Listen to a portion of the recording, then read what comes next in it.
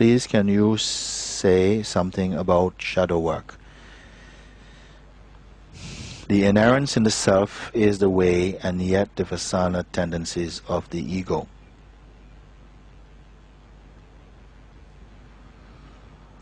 They are still in operation. And this I want to talk about then, a little tiny bit.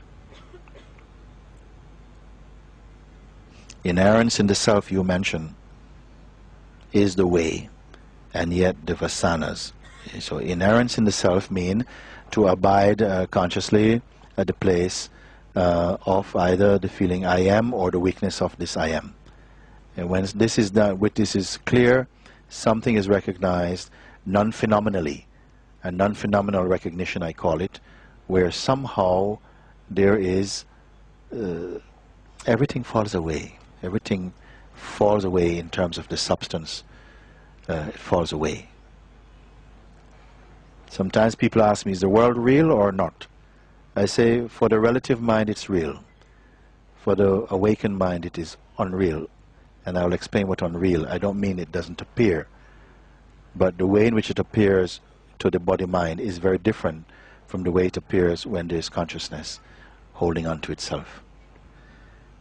Now, inerrance in the self is the way, and yet the vasanas, or the tendencies of the ego, still operate. Vasanas mean some latent tendencies that sometimes we are carrying for quite a long time. Maybe strong desire to be with a person, or to be having sex every day, or whatever it is, or whatever, different things, and very strong-rooted tendency, or the fear easily of feeling insecure, or the need to be always in the limelight, or the fear of rejection, or whatever it is.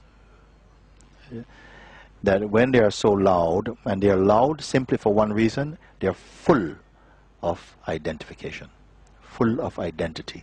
That's the only thing that can really become loud, is something's full of identification. Like pus, it's full of it. And why we speak about it, why not just excuse it like it's only manifestation? Because when they are in ascendance, when these forces come up inside, they give the impression of holding the beingness hostage. So that somehow it's like you're forced to be in this space with them. It's like identity and so on. It's very difficult if you're told, but you are the witness of this. Then some people can just about retrieve that, whoa, but wait a minute, it's a phenomenon, it feels so strong, it's like it's taking the body, it's more loud almost than the consciousness. This is the impression it feels. Then how can it be that even in abiding in the self, these forces will come? And funnily enough, sometimes it is when you have clear that you are not this, and you begin to see, and I say keep checking in, keep bringing the attention back just to where you are, and find that you're the silence and the space. Then this is called weakening of the Vasanas. Meaning that they need to have an identity to hold on to.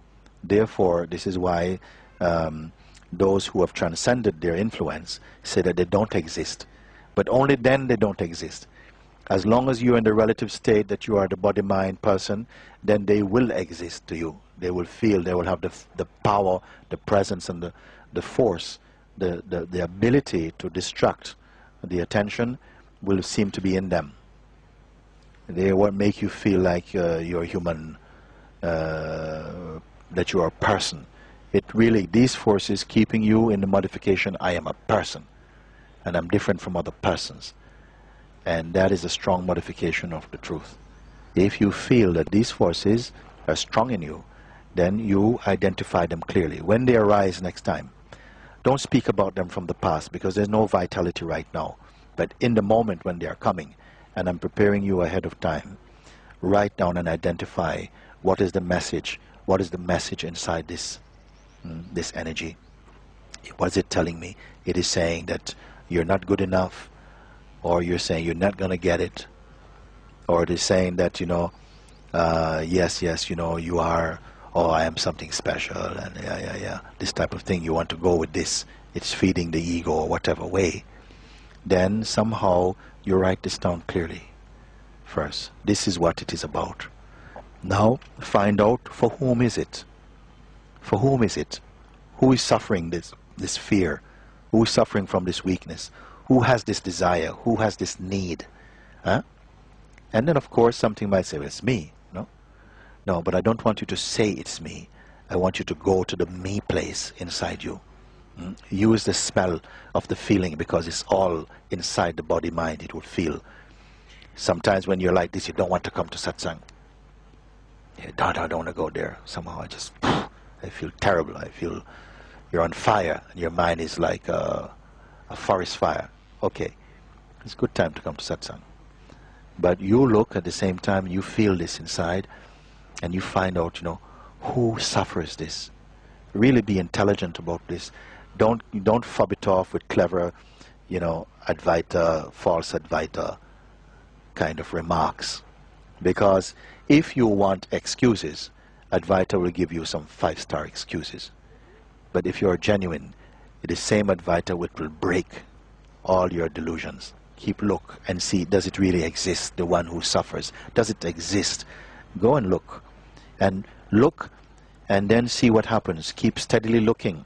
Sometimes the mind will send another question to say, try this other question. Say, no, don't swap this question for another question. Stay with this question. Keep quiet. Don't scratch your head. Just keep quiet and focus and remember your question. Don't keep digging. Just stay present with it. And at some point you will feel something moves off a little. Maybe some space comes. Space comes. And then peace comes. It's almost as though a battle has been won to your advantage. And then some sense of release, a relaxation, exhaling. Also, don't identify with that. Don't identify with any result. Just you're looking. Go back and double check again. Just keep checking in. And check again. And check again. All these inquiries will return you to peace. This is the natural direction and outcome of your inquiry. It will take you back to space, inner space, and joy, and freedom, light, and a newfound confidence that you can tackle anything like this. Bring anything into the light of the inquiry and keep doing this. These forces will come again and again and again, but each time you meet them in this way, they will reduce in power.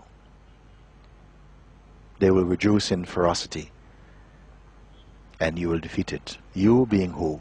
You are the consciousness I am, combing out the noise that you have acquired and remaining only in that space of being. Gradually one comes to see that even the sense of being is itself witnessed. That can be going alongside the seeing. You will come to see that you are the feeling of existence, and at the same time this existence is simultaneously felt against a background of unchanging awareness. This is your unchanging being, your own unchanging awareness. Your dynamic existence is the feeling I am, and the costume of that existence is the me, the little me, if you want to call it. Enjoy. It's only a role that consciousness is playing.